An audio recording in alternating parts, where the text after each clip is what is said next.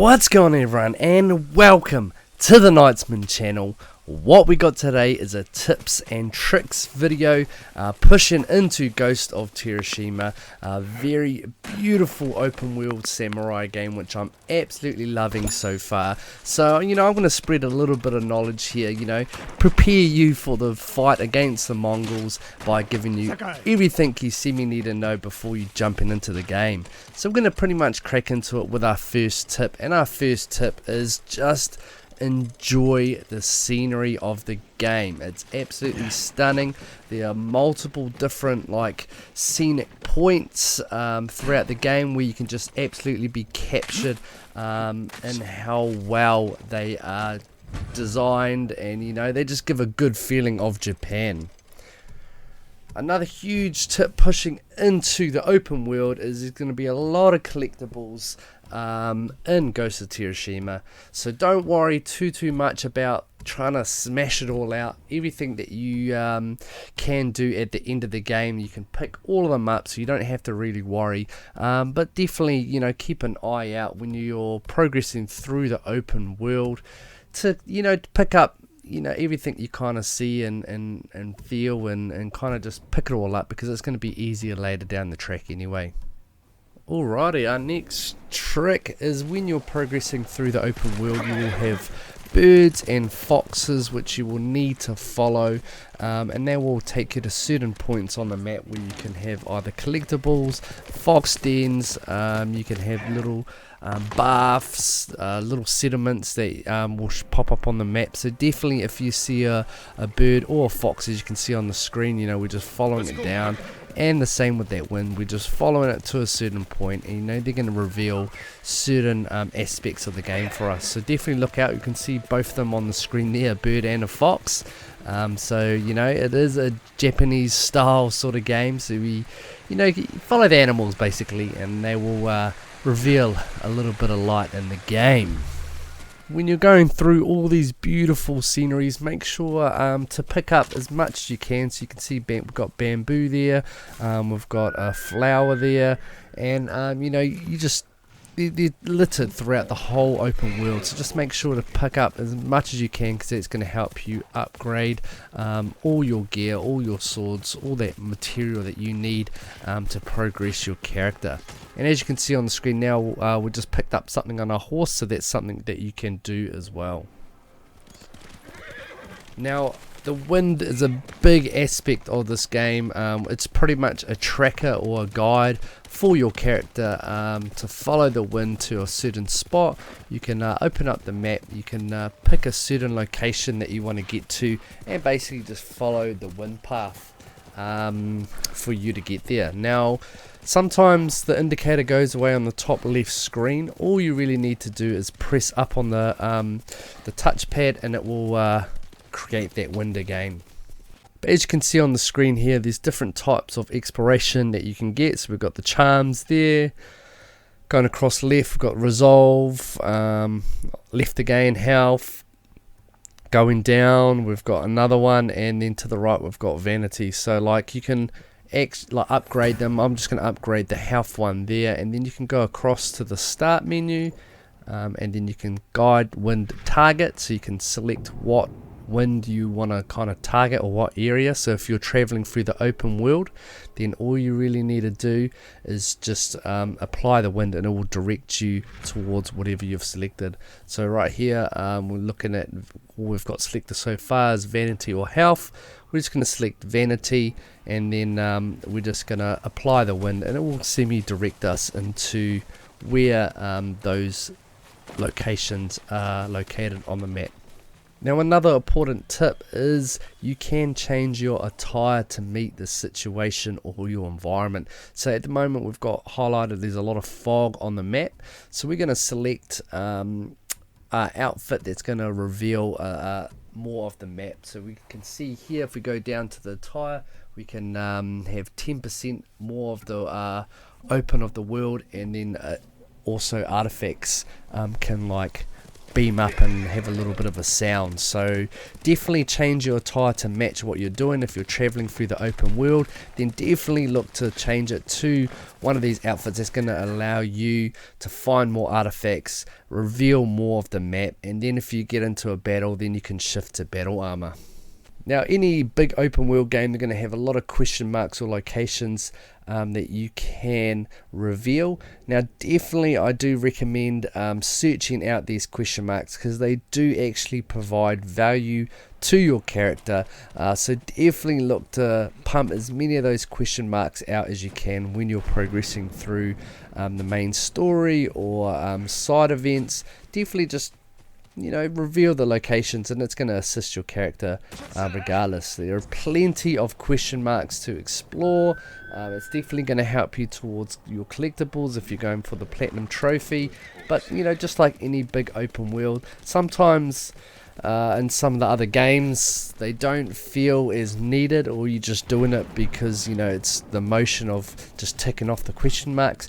But a lot of these question marks actually does provide that value, so it's definitely worth discovering those locations and ticking them off, as it's going to make your character stronger and give you more materials to upgrade your character. And it doesn't feel like it's semi-repetitive. The environment's beautiful enough that you can take in the landscape while still doing a question mark. As you can see on the screen, we just found a fox den, and again that's going to provide value to the character. Now, side quests are pretty important, because you can highlight over them and you can see the different rewards that you can get. So it's a technique point there, which is vital in upgrading your character. You can have a look. There's 2 silk that you can get from there. So you can definitely hover over these side quests and really pick early on the early game, what ones are going to benefit you to be able to get the upgrades you need or whatever. So definitely, if you see the technique points, go for those pretty quickly, because you can pretty much get those upgrades or what you want straight away.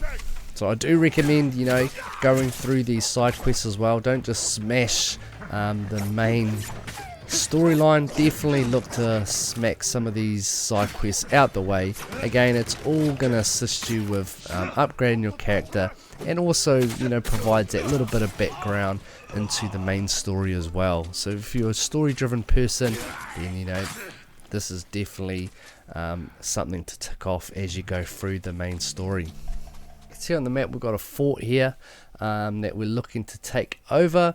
Definitely have a look at what that fort can provide you, because as soon as you take it over, villagers are going to move in there, and then you might have a blacksmith that you can go to, different areas. As you can see here, we prior to this we cleared out all the enemies and had to blow up one of the trailers, and now we are fighting the main leader. And doing this here, it's just going to unlock the fort for us, as we can see after we finish this fight. But as you can see, we've got some pretty smooth fighting styles going on here, and yeah, we just kind of cracking on, because these leaders here can provide you with certain upgrades as well. There's certain leaders that are marked through the territory, so we just killed it there. We've got another tick off, so we've got 1, 2, 3, 4, 5 left to do until we get a essential upgrade. And then once we've killed the leader for this fort, then it's going to liberate it, and it will essentially be ours. We can then fast travel to it, we can get upgrades to it, and it's a good way of earning experience as well. There aren't too many littered around the area. I think this is only the first one I've done in the first maybe 3 hours. So it doesn't again limit a repetitive kind of cycle on these. But as you can see here, we've got a technical point which we've earned from it, so it's all good. Now, as we progress through the settlements or forts, make sure to have a good look around for resources, because we're going to open up a gate here and find that we can collect certain stuff. So we've got 5 times supplies. Really take your time, have a look around, because honestly these supplies are littered everywhere, and as I said, you need these supplies to upgrade your character. which will help you in your fight against the Mongols, make it easier for you. You'll find upgrades there, as you can see on the screen. We'll pretty much open that up for the materials we've collected. We've got a box here which is going to provide us again 20 supplies, which are huge. They can provide once you get sticky bombs and like smoke bombs and stuff like that, then you know, you're going to be able to collect them too. Definitely make sure to collect supplies off the bodies as well. It's another important one, because again, they'll provide you with knives, stuff like that, which are going to be crucial in your gameplays when you're versing, you know, more than 3 or 4 enemies. Now, with upgrading your characters, you're also gonna need to get animal skins, or you know, those sort of resources. So you can see that we've got boars on the screen. So I've just got a cheeky little headshot there, and I'm gonna come across, and I'm gonna miss this one here, but I'm gonna go back, collect the animal skin, and that's going to provide me with pelts, so I can upgrade. I'm pretty sure I'll upgrade my bow, stuff like that, you know, make the satchels bigger so I can have more arrows, more knives, stuff like that. You can see on the screen that it's become available because I've collected those resources. Now you can also do this with bears. You can see on the screen it's a bit dark, but there's a bear, a black bear right in front of me. I've got a cheeky little headshot on it, and again, they're going to provide you quite a lot of pelts or hides. So that's the 6 predator hides I got from the bear, which is actually quite a lot. Now, one thing that you can't do is you can't get pelts from deers. So I'm chasing this one here with no luck, but as soon as you know, you kill it, you won't be able to get any supplies from it. So don't waste your time like I done right now, and it's pretty much chased me into a whole bunch of enemies. But you can't get pelts from them, so yeah, don't try. Now, another one, it's important that you can jump from a height here into water. That's fine, it's not going to kill you. However, if that was a height onto a flooring, then that will kill you. And sometimes if it's a little bit lower, it will deeply injure you as well. All you need to do is smack a med kit, and then you should be good to go back into the fight. But yeah, you can get a roll eventually, but again, it isn't the best with jumping from heights, especially if you got your horse as well, because that's just going to buckle over. Now, you might accidentally chop your horse when you're attacking enemies, and sometimes it will run away, or you won't be able to get back on it. Now, this is only for a short duration. It's not going to die. You can call it back and it should be alright, and then you can just mount it. Sometimes the horse will run away, and then you're like, oh no, I got no horse, but do not worry, it will come back. You will be able to mount it. So you can't kill it. Now, sometimes, because it's R2 to jump on with the triangle button, yeah, just sometimes you attack it. Now, with following the birds, sometimes you'll come across these baths. Definitely jump in, because what that's going to do is it's going to increase your overall health. So there's some of these springs or baths located all around the map. So definitely, if you see one, or if you come follow a bird and come to one, then definitely jump in, have a bit of reflection, and you'll see on the bottom that it has increased health. And following on from this, you will find that there are bamboo stacks around the area, so you can see here for bamboo strike. Now that's going to increase our resolve again, which is quite important in the game. But if you come across these bamboos, you definitely give it a go.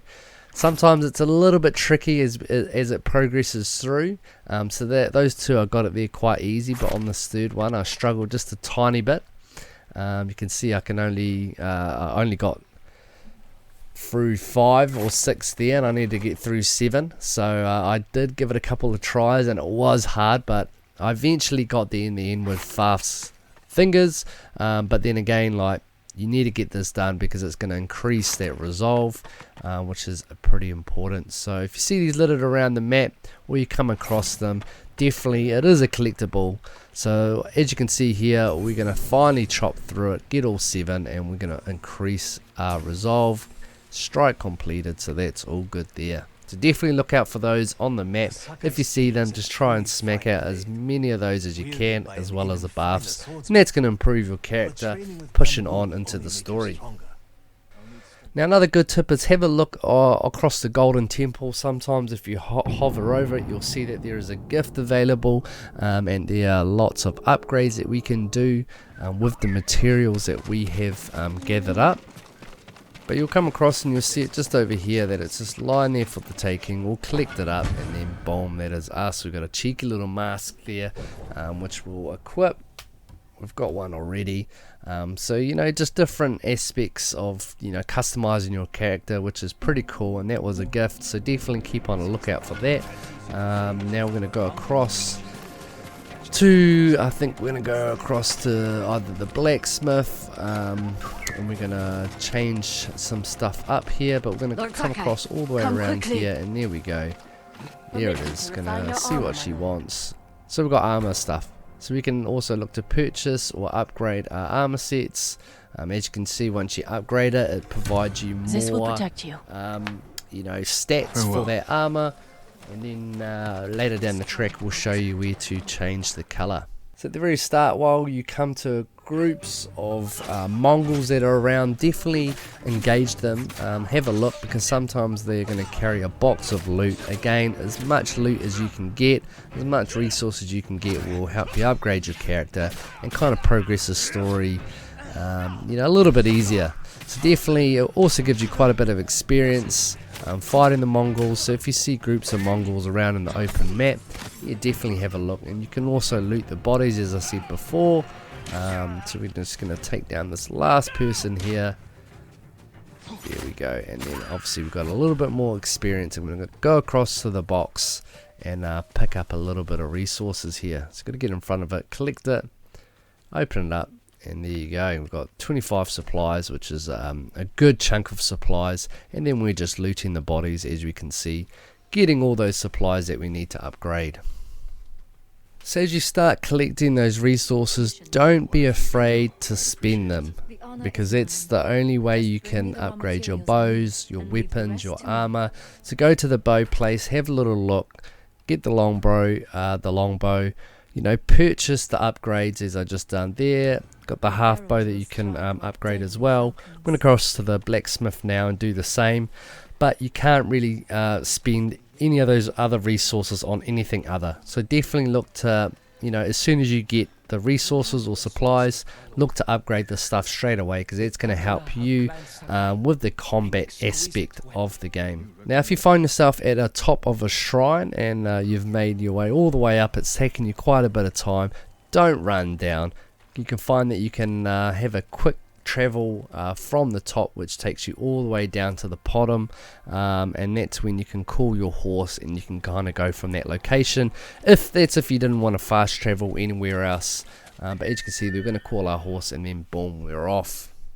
Now a little handy tip is, if you're with a companion on a story mission, you can run, and the companion will match your speed. So instead of just walking, taking for ages, don't be afraid to run ahead of them, and now we're just going to match your speed, and that's going to get you to the location a lot quicker. Now another important aspect is changing your armor's color. You can see there on the map, we go into the settlement here, where we can find a merchant who's going to sell us dyes that we can then change our color of our armor. So there he is, there's a merchant. Going to get in front of him, go down to the armor dyes, and there you go, that's where you can change up the color. Sometime you need to complete different aspects of story or side missions to be able to do that. Or those here undiscovered armor sets, but definitely keep a little lookout through the merchant, because you want to change the color of the armor to suit you. Now a big aspect of the game is there are 3 different major upgrade sections that you can do. We've got the samurai here, so we've got deflection, evasion. These are upgrades which help you parry or roll out the way, or just pretty much help you in your sword you know, gameplay, which I think are pretty important, especially the deflection. Across there we've got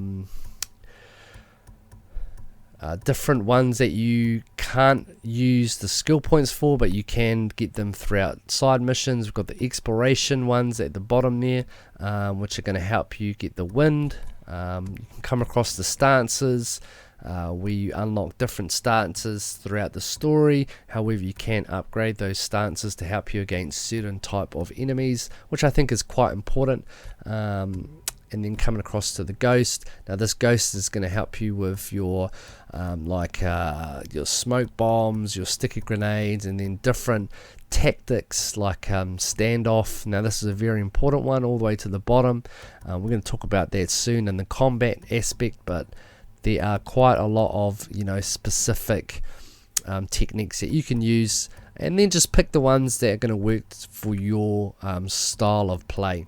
And that's semi what I've done throughout the first 3 hours of my gameplay so far.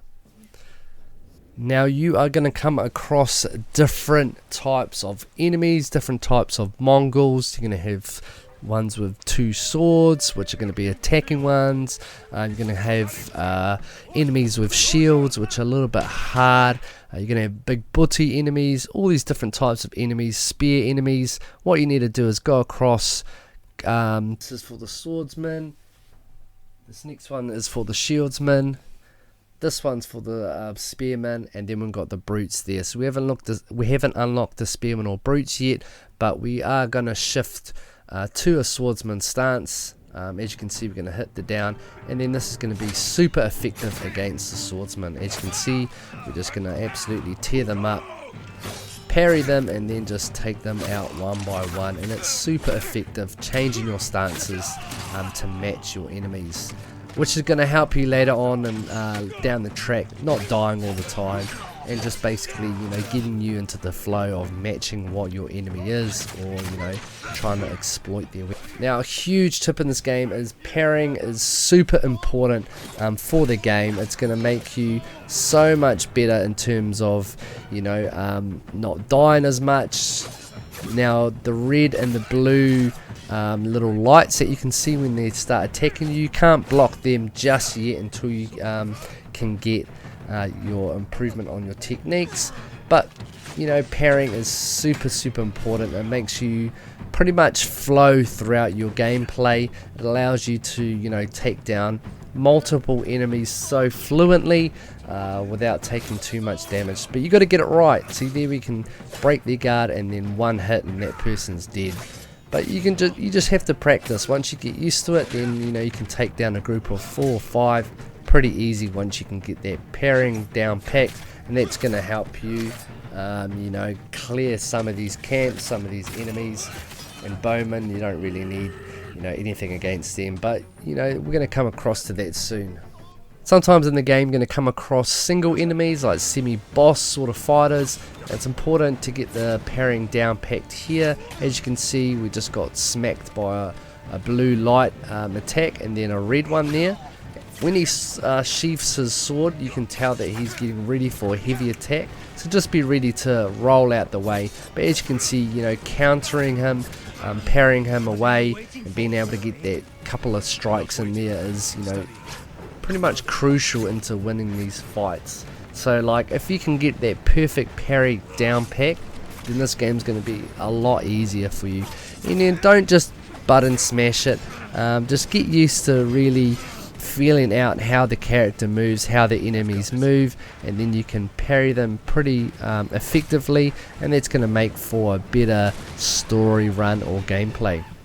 Now, archers are super annoying in this game unless you can get the deflect arrow skill that we've just unlocked there, and that's going to be able for you to pretty much parry away the arrows. We've got 3 archers around us here. All we're going to do is hold the block button, and then we're parrying these arrows away, which is pretty effective because you're really blocking a lot of this game, or parrying a lot of this game. So just being able to hold down the L1 button on the PlayStation is super effective in stopping these arrows from killing you.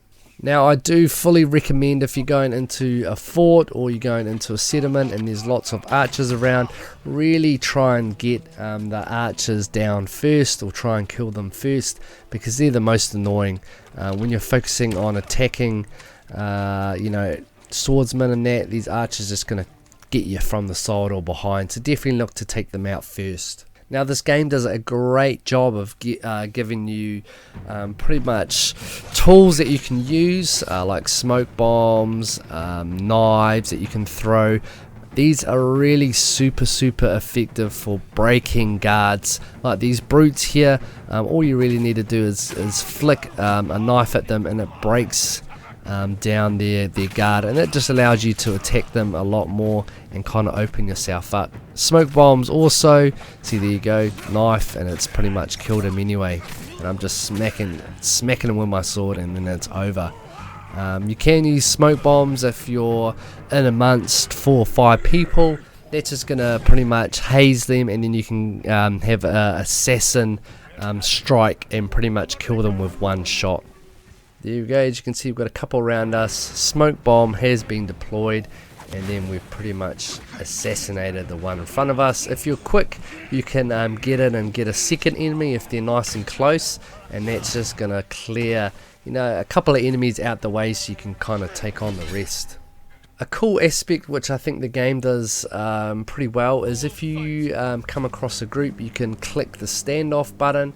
And what that's going to do is pretty much have you against each other, and it's a quick kill if you get the timing down right. So you need to attack them as they're coming to attack yourself, and that just clears an enemy out the way even before, you know, you are attacked by the other group. Now, to improve this standoff ability, I recommend upgrading it as soon as you can, so we can get the standoff streak and get the improved standoff streak. What that's going to do is it's going to allow you basically to kill off 3 people out of the group if you've got the timing down packed. So we can see here on the screen, you know, when it get this first person here, you know, it's taking a little bit of time. Sometimes he throws a fake, but then we're going to take him down. We're going to have a second enemy approach us just before he attacks. We're going to slice down, and then we're going to do that for the third one right there. So we've just taken 3 down in a group of 6, so that's half the group down pretty quickly, just off a standoff. So I think that's pretty crucial in the beginning of the game, because it's going to allow you to kind of tackle bigger groups a lot more effectively. Now you're going to see people that have finished the battle and they're crawling away. All you need to do is finish them or end their suffering, and that's going to give you a little bit of more you know, experience, or just smack them out the way. Also gives you more morality, so it's an effective way of kind of filling up that meter. Alrighty, now we're moving into an important aspect of it. We've got the location marked here on the map for one of the Arrow Peak shrines, which is going to give you a charm which is super important in the game to start off with. So I recommend pretty much cracking straight into this location here, and just follow the guide into getting the charm.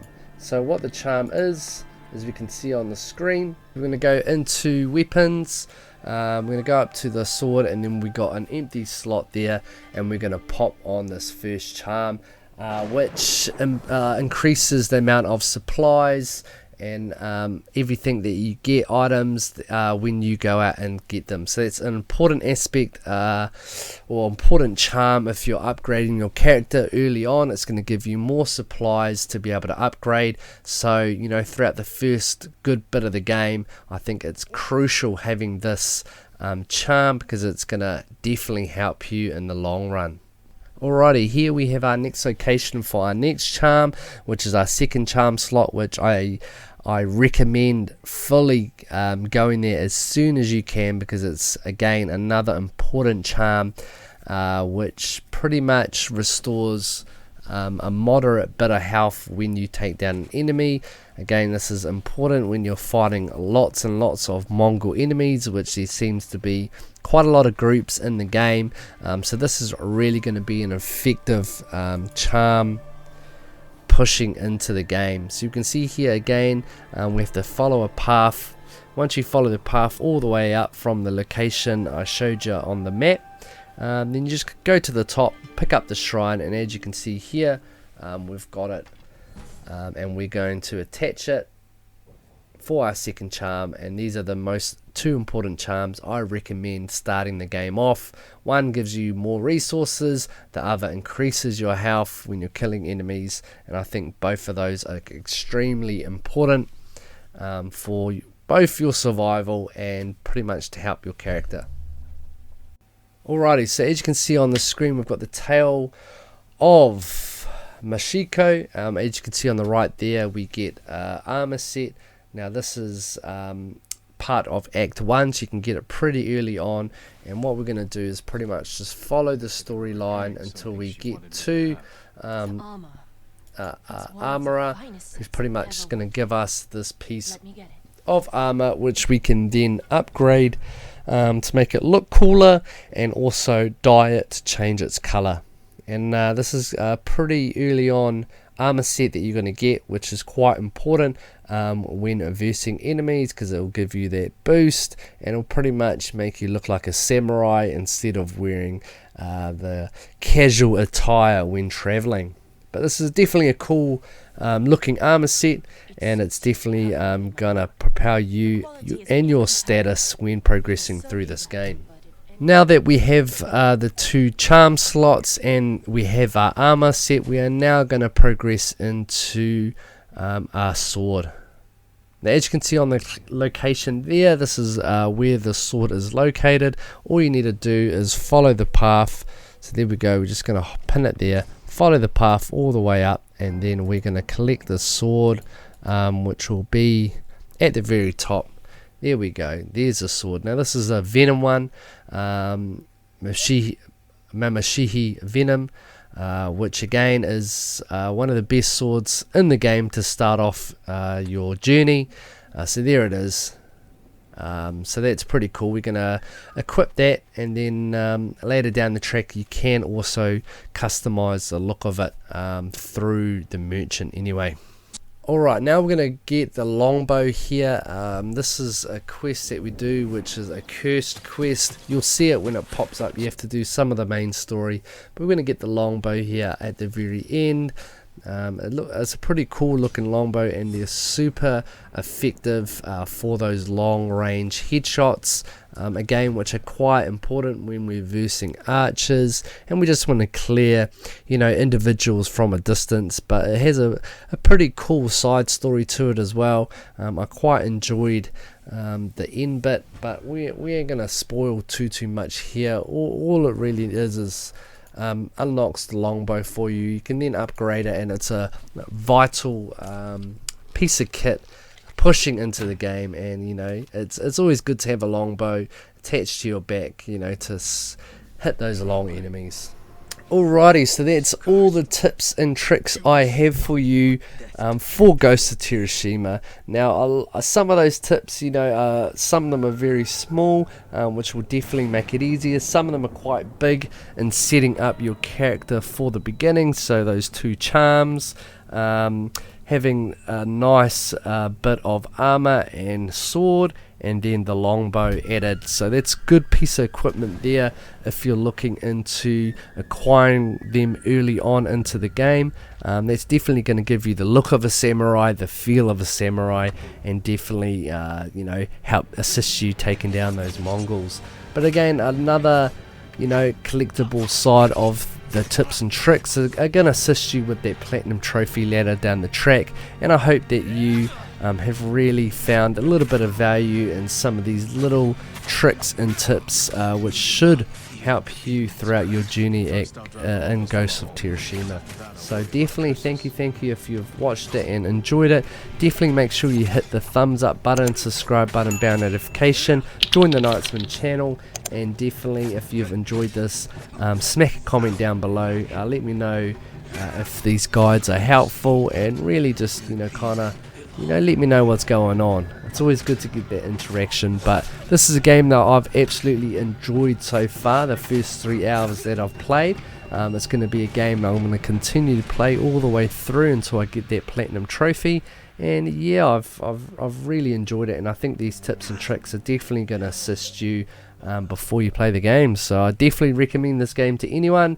It's a beautiful open world samurai game, and yeah, I can't wait to finish it. So without further ado, thank you. Until the next video, that is us.